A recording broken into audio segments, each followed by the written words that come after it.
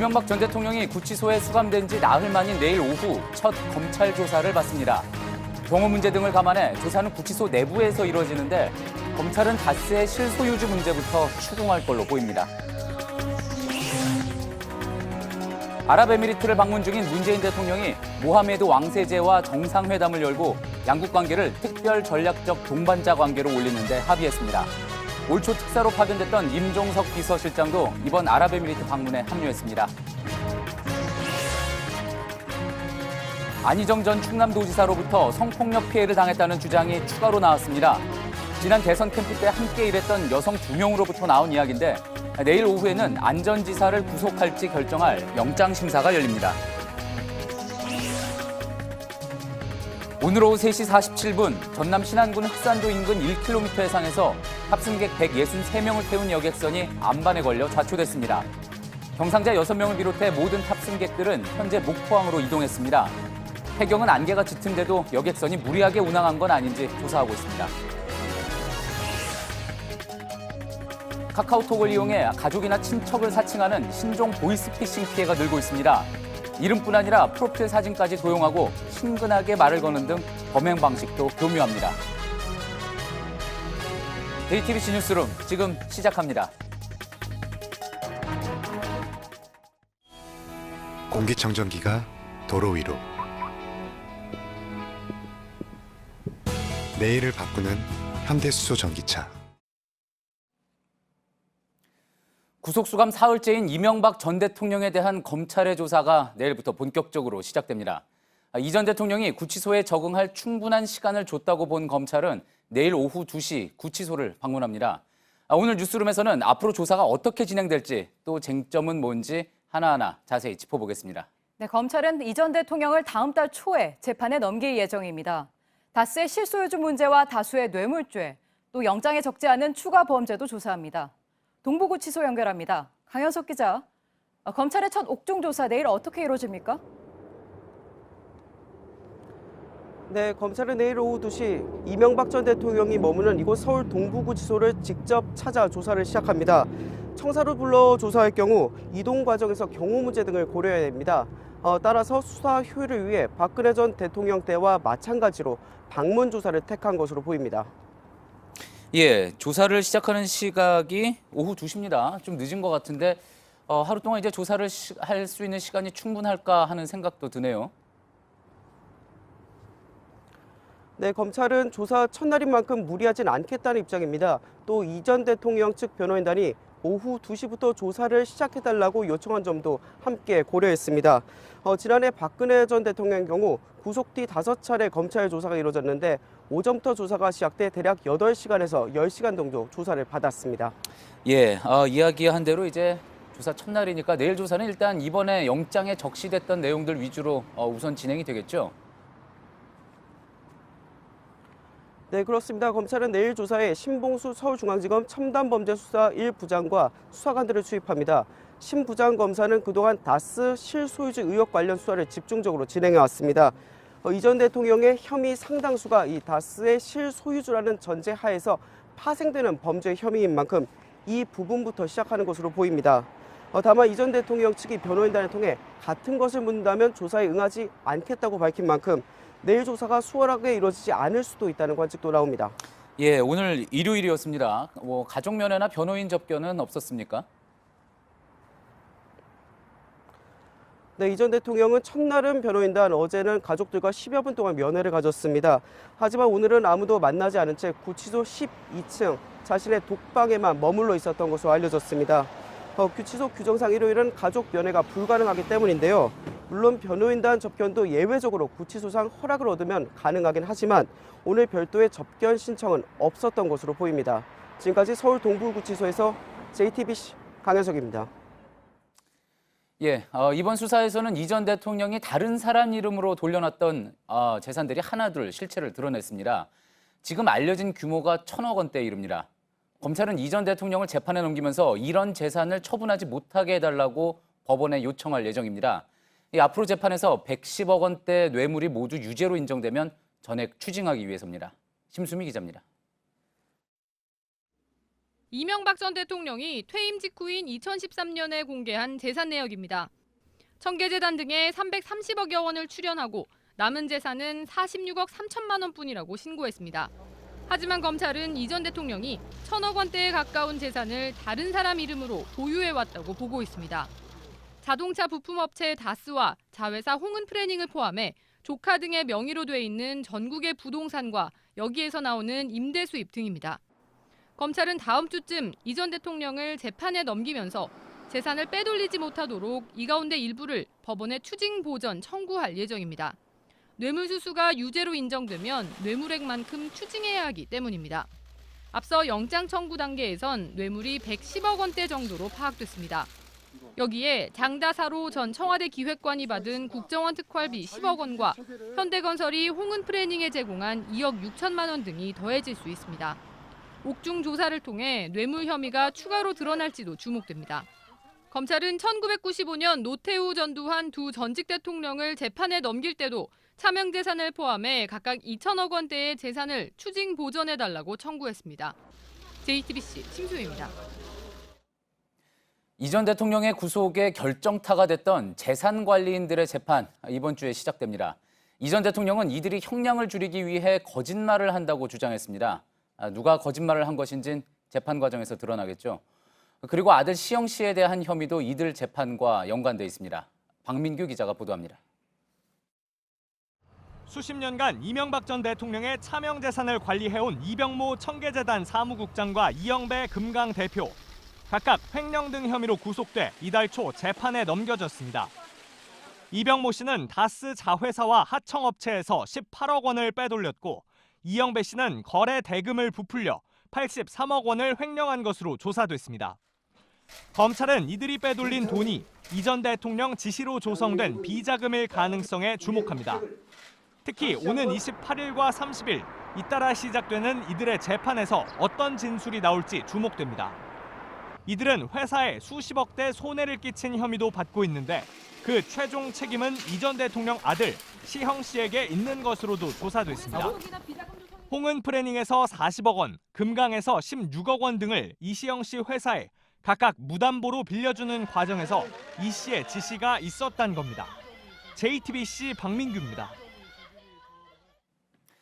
지금 이명박 전 대통령은 구치소에 구속 수감돼 있는 상태죠. 하지만 전직 대통령으로서의 예우는 계속 제공이 되고 있습니다.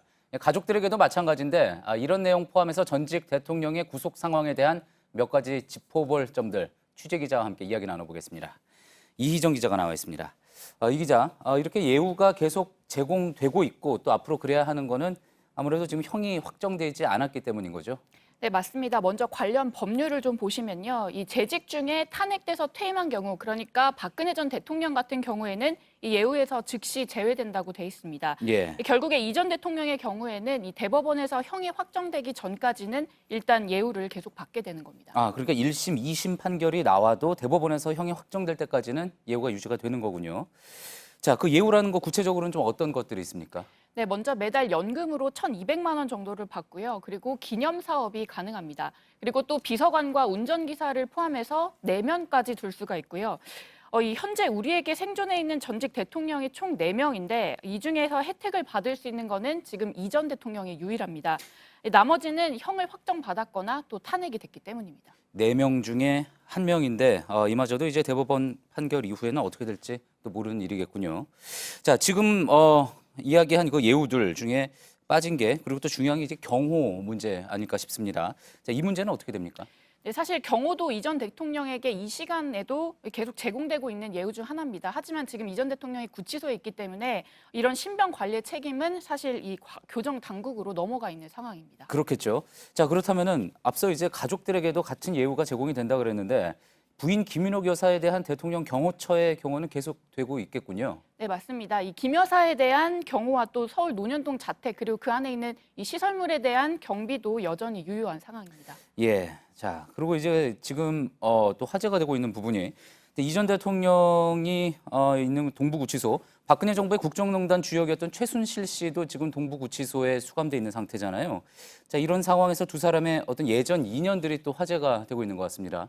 네, 이 전 대통령과 이 최순실 씨 얼핏 보면은 두 사람과 어떤 관계가 좀 있는지 이렇게 좀 의문이 가는데요. 예. 하지만 이 두 사람이 이미 39년 전에 한 행사에서 조우한 적이 있습니다. 39년 전에요. 네, 예. 일단 영상을 보면서 좀 말씀드리겠습니다.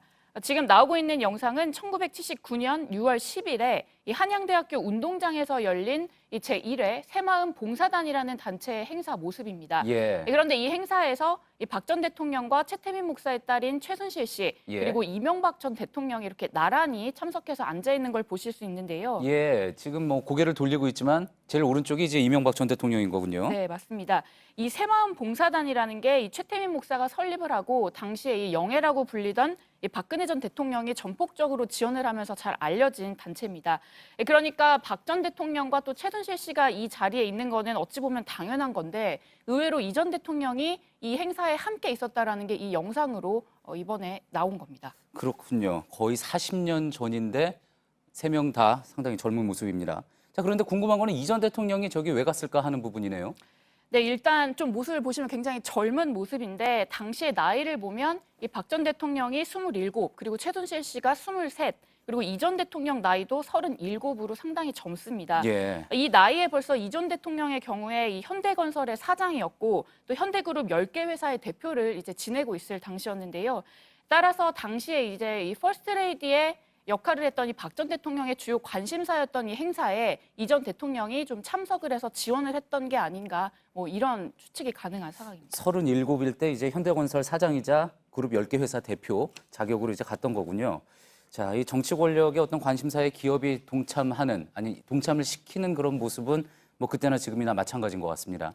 네, 맞습니다. 결국에 이런 구조가 돌고 돌아서 다시 이명박 박근혜 구조에서 부활을 했고 그 구조 속에서 결국에 뇌물까지 오갔다라고 하는 게 이번 검찰 수사 결과입니다. 결국에 이 세 사람은 지금 모두 구치소에 있고 또 모든 기업으로부터 돈을 받은 일명 뇌물 수수의 혐의로 지금 이제 구치소에 있는 상황입니다. 그렇군요. 저 사진 한 장에 또 여러 예전부터 있었던 인연이 담겨 있는 것 같군요. 잘 들었습니다. 이희정 기자였습니다. 이 아랍에미리트를 방문 중인 문재인 대통령이 우리 시간으로 오늘 오후 모하메드 왕세제와 정상회담을 열고 양국 관계를 한 단계 격상시키기로 했습니다. 지난해 양국 간에는 이명박 정부 군사지원 이면 합의를 놓고 논란이 있었죠. 이를 완전히 봉합하고 새 출발을 하자는 의미라고 합니다. 이성대 기자입니다. 문재인 대통령과 모하메드 왕세제가 정상회담을 열고 양국 관계를 특별 전략적 동반자 관계로 격상시키기로 했습니다. 그동안 양국의 특사들이 오갔습니다만 왕세제님을 이렇게 직접 뵙고 또 양국 관계 발전을 위해서 협의를 할 수 있게 돼서 아주 기쁘게 생각합니다. 특히 양국은 외교부와 국방부의 차관급이 참여하는 2+2 협의체를 신설하는 데도 합의했습니다. 논란이 됐던 이명박 정부 시절 군사지원 양해각서의 이행 여부가 이 채널에서 논의될 걸로 보입니다. 군사 분야 협력을 둘러싸고 지난 정부들에서 발생했던 잡음을 뒤로하고 양국 관계를 새롭게 출발하자는 의미입니다.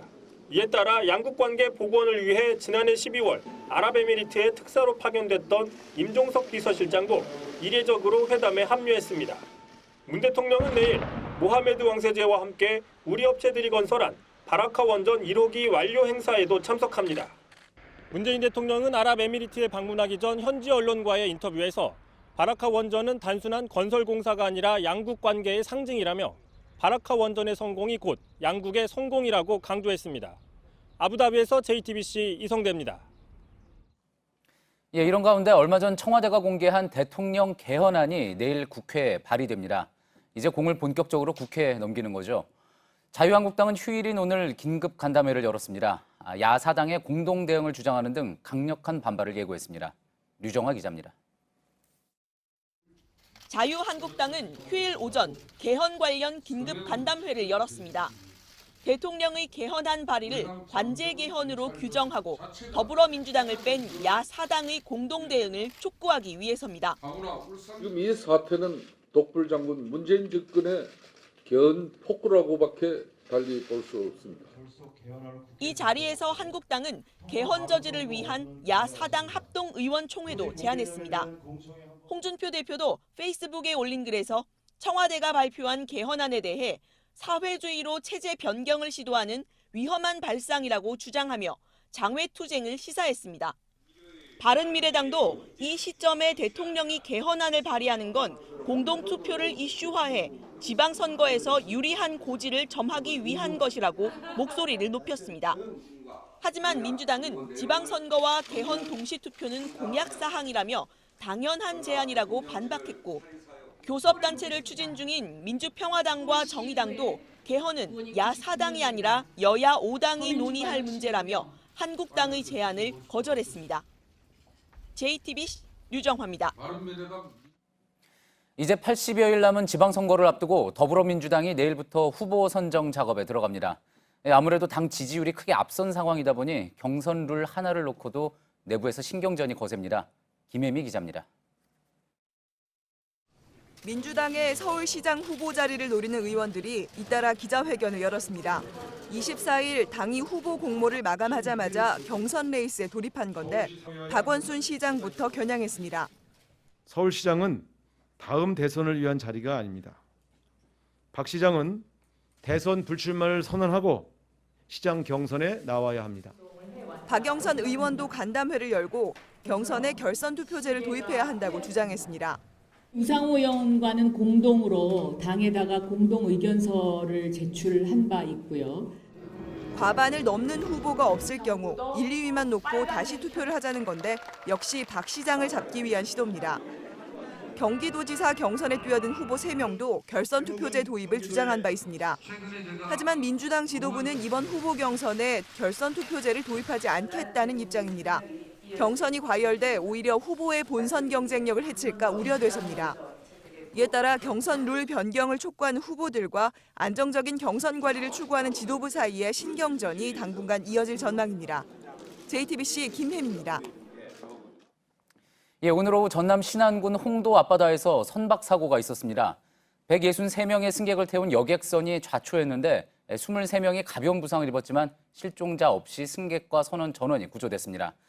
윤영탁 기자의 보도 먼저 보시고 사고 현장 연결해 현재 상황 한번 살펴보겠습니다. 오늘 오후 탑승객 163명을 태운 쾌송여객선 핑크 돌핀호가 암초에 걸려 좌초됐습니다. 목포 해경에 신고가 접수된 건 오후 3시 47분입니다. 전남 신안군 흑산도 북동쪽 인근 해상입니다.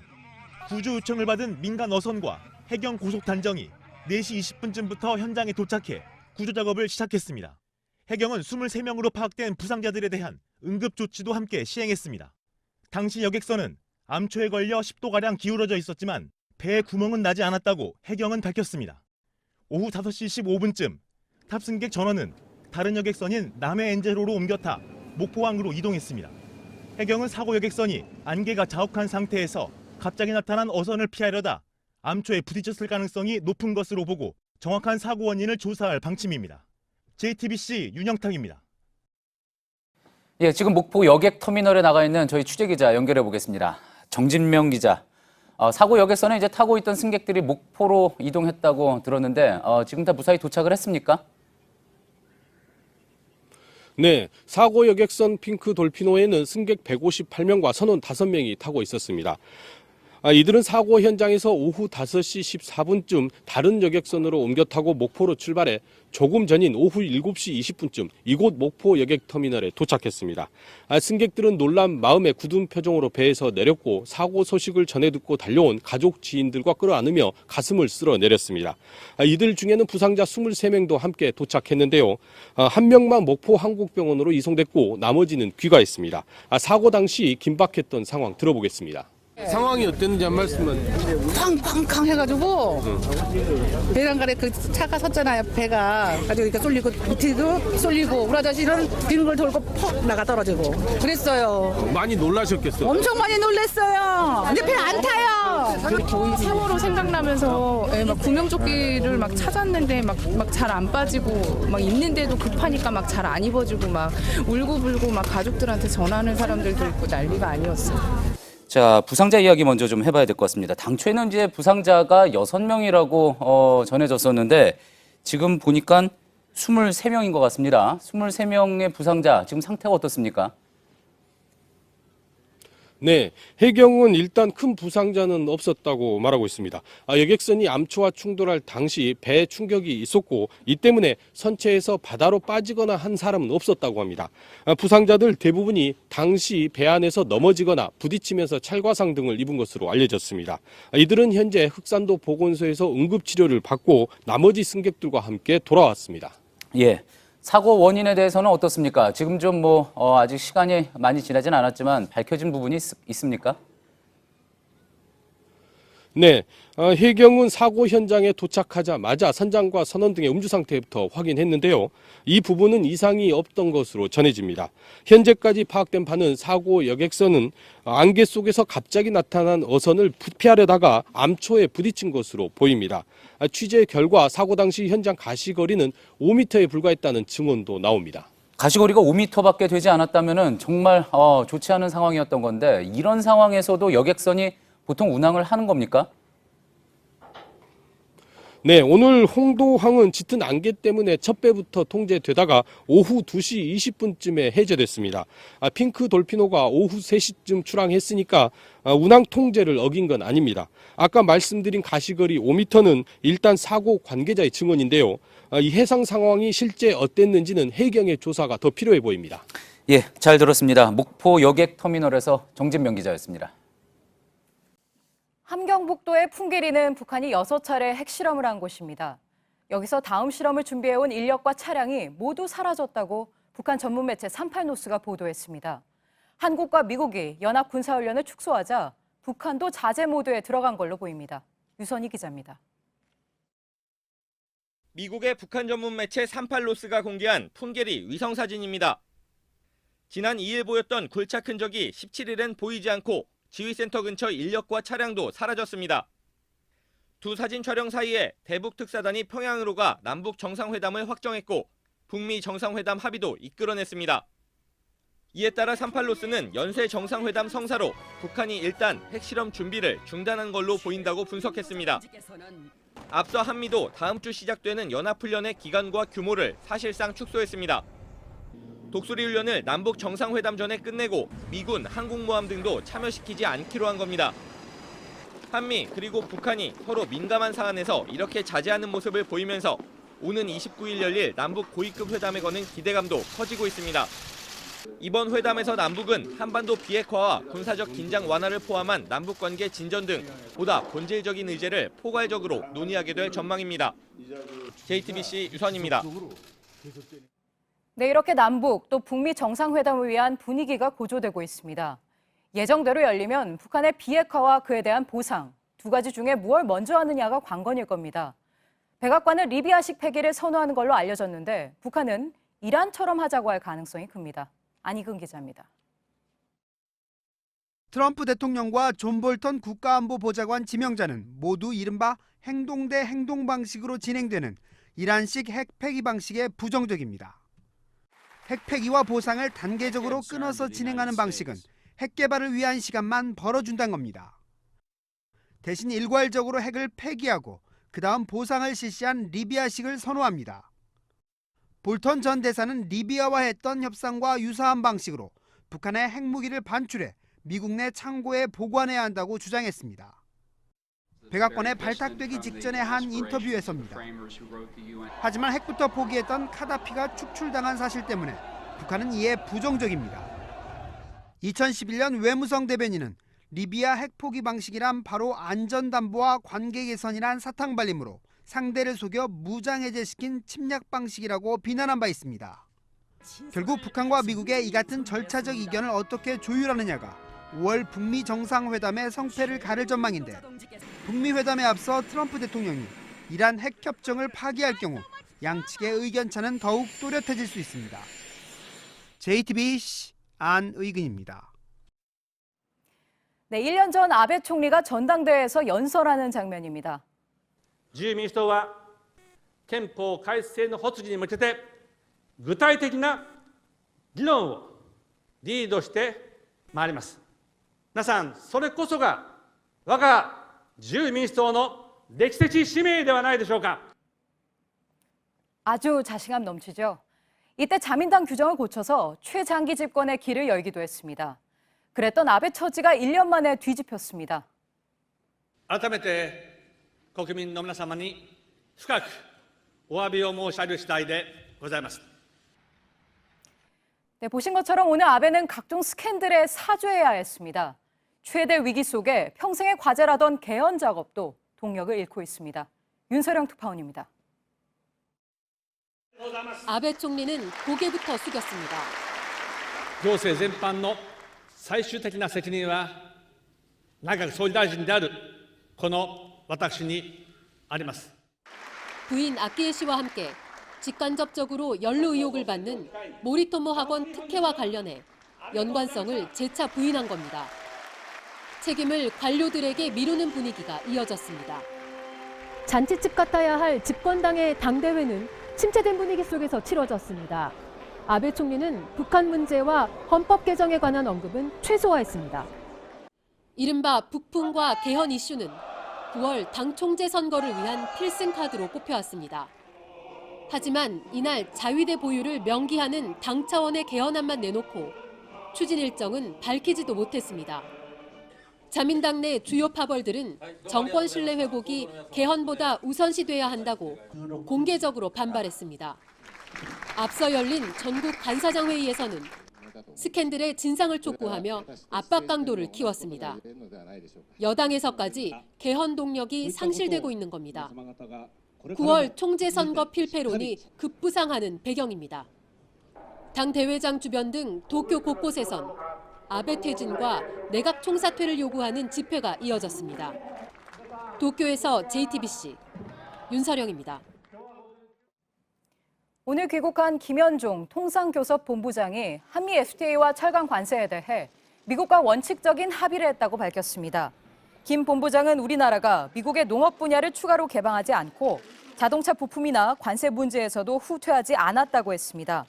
어떤 부분을 미국에 양보했는지는 밝히지 않았는데 협상 결과는 내일 공식 발표할 예정입니다. 중국 황고시버와 글로벌타임스가 공동사설에서 수백억 달러의 미국 상품도 보복받을 것이라고 보도했습니다. 트럼프 대통령이 중국산 제품에 500억 달러의 관세를 매기겠다고 한 것에 대응해 중국이 보복을 확대할 수 있다는 경고입니다. 또 무역 전쟁을 할지 대화할지는 미국에 달렸다며 우회적으로 협상을 촉구했습니다. 안희정 전 충남도지사에게서 성폭력을 당했다는 추가 제보가 나왔습니다. 지난 대선 캠프에서 함께 일했던 여성들입니다. 앞서 피해를 폭로하고 안전지사를 고소한 김지은 씨와 비슷한 상황, 그러니까 업무상 상하 관계에 있었던 여성들입니다. 임진택 기자입니다. 안희정 전 충남도지사에게서 성폭력 피해를 당했다는 여성이 2명 더 나왔습니다.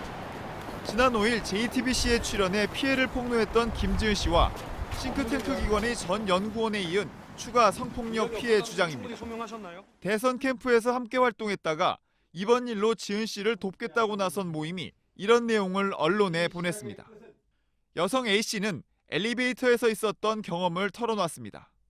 자신을 빤히 쳐다보던 안전지사가 예쁘다며 어깨를 잡고 자신을 끌어당겨 안았다고 주장했습니다. 또 안전지사가 자신을 아가야라고 불렀다고 밝혔습니다. 다른 여성 B씨는 안전지사가 식사 자리에서 편하게 앉으라며 허벅지 안쪽을 손으로 쳤다고 설명했습니다. 이어 그 당시의 불편했던 감정이 오래 남아있다고 회상했습니다. 서울 서부지법은 내일 오후 2시 안전지사에 대해 구속 전 피의자 신문을 시작합니다. 구속 여부는 이르면 내일 밤 나올 수도 있습니다. JTBC 임진택입니다. 성폭행 피해 경험을 자전적 소설로 펴낸 대만계 미국인 작가 위니 리가 오늘 한국을 찾았습니다. 미투 운동이 전 세계적으로 확산되는 상황에서 가장 주목받는 작가로 평가가 되는데요. 내일 기자회견에 앞서서 JTBC와 첫 인터뷰를 했습니다. 윤재영 기자가 만났습니다. I went walking through a park one day, one afternoon, and I happened to cross the path of a perpetrator, and that person decided to rape me, and then my entire life was disrupted for years. 위니 리는 10년 전 영국 북아일랜드 벨파스트에서 하이킹을 하던 중 대낮에 성폭행을 당했습니다. 가해자는 15세 남성이었습니다. 사회적 편견은 자살까지 생각할 정도로 그녀를 힘들게 만들었습니다. It's very easy for another person to comment and say, oh, she could have done something to avoid that. When in reality, when you're in that situation, it's so shocking that you can't actually make any decisions rationally. 특히 피해자의 인격에 대해 2차 가해가 이루어지는 현실을 비판했습니다. Bad things happen to you, that's because you did something wrong, right? It doesn't really work like that because sometimes, bad things happen just because they do, right? 그녀는 숨는 대신 자신이 겪은 성폭행과 그 상처를 극복하는 과정을 소설로 펴냈습니다. 또 현재 영국에서 성폭력 피해 예방단체의 설립자로서 활동하고 있습니다.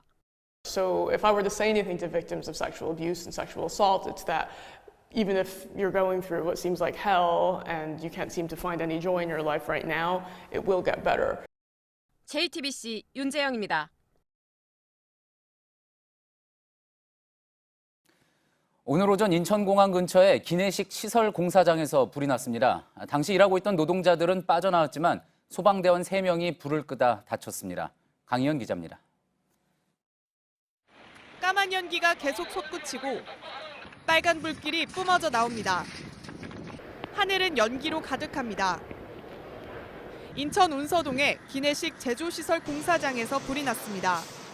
완공을 3주 앞둔 시점이었습니다. 불은 3층에서 시작돼 바람을 타고 금방 번졌습니다. 유독가스가 워낙 심해서 바람이 이쪽 부는 바람에 들어갈 힘도 없었어요. 작업을 하고 있던 노동자 256명은 모두 대피했습니다. 하지만 소방대원 3명이 연기를 들이마시는 등 부상을 입었습니다. 출동하던 소방 차량이 급하게 방향을 꺾다 옆으로 쓰러지기도 했습니다. 불은 2시간 반 만에 꺼졌습니다. 소방당국은 당시 용접 작업을 했다는 목격자 진술을 토대로 조사 중입니다. 화재 현장은 인천공항 활주로에서 2km가량 떨어져 있어 항공기 운행에 지장은 없었습니다. JTBC 강희연입니다. 오늘 하루 종일 전국 대부분 지역이 초미세먼지로 비상이었습니다. 주말 내내 이랬는데 내일도 마찬가지일 것 같습니다. 수도권 미세먼지 비상 저감 조치도 2달여 만에 다시 시행됩니다. 유한울 기자입니다. 아침부터 서울 도심 곳곳을 물청소차가 훑고 다닙니다. 고농도 미세먼지가 계속 이어지자 정부가 전국 지자체에 긴급 저감 조치를 요청한 데 따른 겁니다. 오후 들어 상황은 더 심각해졌습니다. 서울에 이어 경기, 인천의 초미세먼지 농도가 매우 나쁨 수준으로 올랐습니다. 그냥 먼지랑 다르게 이게 몸에 자꾸 들어가서 빠져나올 수 없다고 하니까 또 중금속도 섞여 있다 뭐 이러니까 그런 게 아이들한테 좀 걱정이 돼요. 내일도 서울, 경기 등 중서부 지역 미세먼지 농도는 나쁨 수준이 예상됩니다.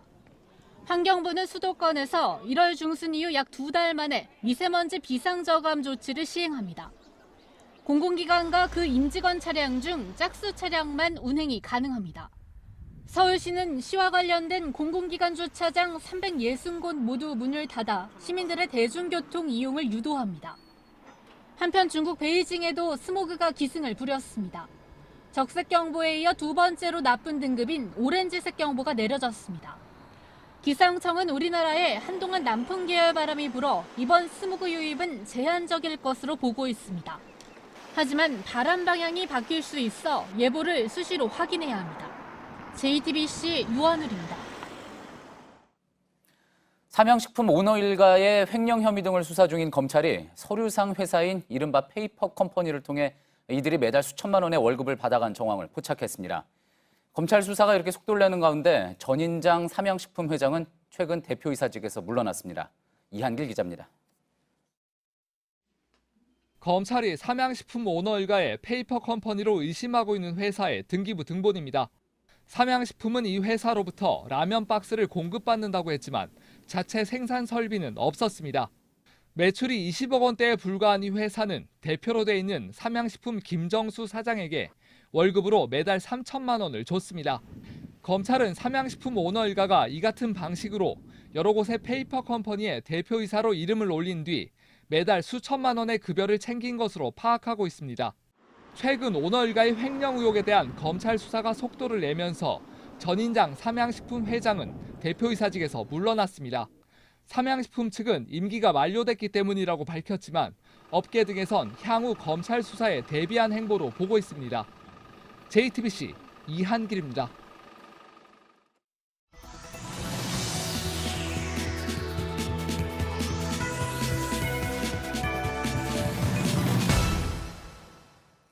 이모, 바쁘세요?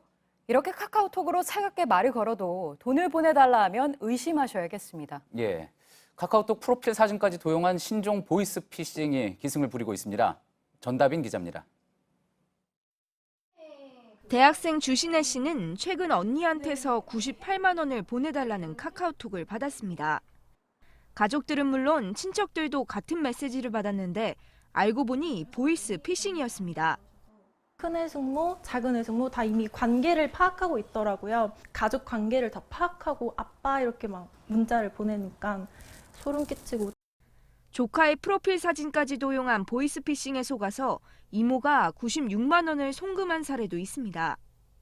프로필도 똑같고 이름도 2연속으로 돼 있으니까. 신종 보이스피싱은 이렇게 진짜 프로필과 정확한 호칭을 사용하면서 자연스럽게 말을 걸기 때문에 속기 쉽습니다. 피해자들은 포털 주소록을 해킹해 가족관계 정보를 빼간 것 같다고 했습니다. 공인인증서가 잠시 안 된다면서 100만 원이 채 안 되는 돈을 대신 송금해달라는 게 주된 수법입니다. 이런 메시지를 받았을 땐 급한 마음에 송금부터 하지 말고 반드시 직접 통화해서 사실을 확인하라고 전문가들은 조언합니다. 해킹을 막기 위해 포털 사이트 비밀번호도 자주 바꾸는 것이 좋습니다. JTBC 전다빈입니다. 면역 항암제라고 들어보셨습니까? 말기암 환자들에겐 마지막 희망이라고 합니다. 그런데 최근 우리나라에서 이걸 처방받기 어려워져 아픈 환자들이 일본으로 가야만 하는 실정입니다. 무슨 사연일까요? 이정엽 기자입니다. 창원에 사는 이모 씨는 유방암 말기인 아내와 곧 일본으로 떠날 예정입니다. 각종 항암 치료가 듣지 않아 마지막으로 면역 항암제를 쓰려 했지만 국내 병원들이 처방을 안 해주기 때문입니다. 그동안에는 약값이 비쌀 뿐 처방받는 데는 별 문제가 없었습니다. 정부는 지난해 8월 환자 부담을 줄여주겠다면서 비교적 면역 항암제가 잘 듣는 일부 암은 건강보험을 적용하기로 했습니다. 반면 나머지 암은 처방이 매우 어려워졌습니다. 특정 암에 대해서 급여를 해주는 조건으로 니들은 쓰지 말라고 되어 있으니 저희가 조금의 희망이라도 있으면 써야 되는데 쓸 수... 다른 암에 대해선 검증이 안 됐다는 게 이유입니다. 어차피 약을 못 써서 있으면 죽는 건데 뭐가 위험하다는 거냐. 검보 대상이 아닌 담낭암을 앓고 있는 최미승 씨는 올해 1월 간신히 면역 항암제를 처방받았습니다. 2달 사이 종양의 70%가 사라졌습니다. 지금 많이 없어졌어요. 그랬으면 죽었는데 지금은 이제 보이는 거예요. 물론 최 씨도 여러 병원에서 거절을 당해야 했습니다. 최 씨 같은 기적을 바라는 수만 명의 암 환자들이 온라인 카페를 만들어 경험을 공유하며 처방 허용을 촉구하고 있습니다. JTBC 이정엽입니다. 네, 이렇게 말기암 환자들은 지푸라기라도 잡고 싶습니다. 그런데 보건당국의 입장은 이렇습니다. 어렵긴 해도 처방받을 길을 완전히 막진 않았다는 겁니다. 의료진마저 좌절하고 있습니다. 어안이 기자입니다. 면역 항암제 중 옵티보는 비소세포 폐암 등 6개 암에, 키트루다는 비소세포 폐암과 흑색종에 상대적으로 뚜렷한 효과를 냅니다. 하지만 다른 암에 대해서도 종종 효과가 있습니다. 1%의 희망이라도 붙잡고 싶은 말기 암 환자가 비싼 약값에도 불구하고 면역 항암제에 희망을 거는 이유입니다. 복지부는 건보 적용 대상 암이 아니더라도 전문가 6명이 모여 치료 가능성이 있다고 판단하면 처방받을 수 있게 해줬다고 강조합니다. 그러나 암 전문의들에 따르면 절차를 거쳐 심평원에 요청해도 10건 중 2~3건만 통과되는 실정입니다. 비행기 떨어지고 있는데 아무 낙하산이나 메고 뛰려고 했더니 야 검증된 낙하산인데 그걸 왜 메고 뛰니? 내지 마. 지금 죽고 있는데? 대다수 병원들은 아예 처방할 시도조차 하지 않습니다. 이건 말 그대로 내 돈으로 내가 되는 거예요. 나라 보험도 아닌데 왜 그걸 막냐 이거죠. 반발이 커지자 복지부는 위급한 환자는 처방부터 해주는 사후 승인제를 도입하겠다고 밝혔습니다. 하지만 병원 협의체와 심평원을 이중으로 거쳐야 하는 구조에서는 처방이 여전히 어렵습니다. 실제 많은 암 환자들이 승인을 기다리다 생을 마감하고 있습니다. 지금 또 생각이 나서 그런데 죄송합니다. 지금 살고자 하는 그 마음 있는데 나라에서 못 해주면 말기암 환자들은 마지막 처방만큼은 자유롭게 선택할 수 있게 해달라고 촉구하고 있습니다. JTBC 어환입니다. 네, 미국에선 베트남전 반대 시위 이후 가장 큰 시위가 열렸습니다. 다시는 안 된다며 시민들은 총기 규제를 외쳤습니다. 총기 참사에서 살아남은 학생들이 눈물 어린 호소를 했고 이게 시민들을 움직였습니다. 이지은 기자입니다. 미국 의사당 주변이 인파로 뒤덮였습니다. 우리의 생명을 위한 행진입니다. 지난달 17명이 희생된 플로리다주 더글라스 고교의 총기 난사 사건 생존 학생들의 호소에 모여든 시민들입니다. In a little over 6 minutes, 17 of our friends were taken from us, 15 were injured. Fight for your lives before it's someone else's job. 인권 운동의 상징인 마틴 루터 킹 목사의 어린 손녀도 꿈을 말했습니다. I have a dream that enough is enough. And that this should be a gun-free world. 워싱턴 DC에서만 70만 명 가까이 모인 가운데 미국 800여 개 도시에서도 동시다발적으로 총기 폭력을 규탄했습니다. 베트남 반전 시위 이후 최대 규모였다는 보도도 나왔습니다. 1999년 컬럼바인 고교 참사 이후 20년간 약 200여 명의 학생이 학교 총격 사건으로 목숨을 잃었습니다. 18만 7천 명은 총기 사건의 끔찍한 참상을 경험했습니다. 다음 순서는 우리라는 절박함에 거리로 나설 수밖에 없는 상황이었습니다. 총기 구매의 제한 연령을 높이고 구매자 신원 조회를 강화하라. 짧지만 강한 시민의 메시지였습니다. JTBC 이지은입니다. 야구를 향한 애타는 기다림. SK 김광현에게 오늘이 그랬습니다. 1년 넘게 쉰 걸 보여주듯 머리카락도 많이 자랐는데 오늘 경기가 끝난 뒤 바로 잘라서 소아암 어린이에게 기부하겠다고 했습니다.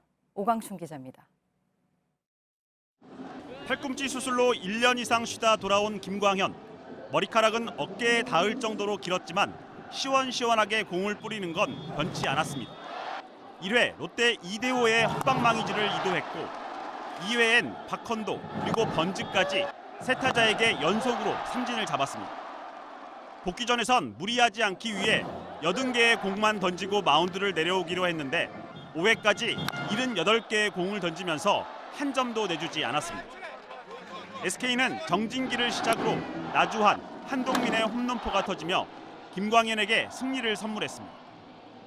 의미 있는 복귀전 승리, 김광현은 지난해부터 길러온 머리카락을 잘라 소아암 어린이에게 기부하기로 했습니다. 삼성은 1회부터 이원석의 홈런 포함 넉 점을 뽑아 손쉽게 승리하는 듯했습니다.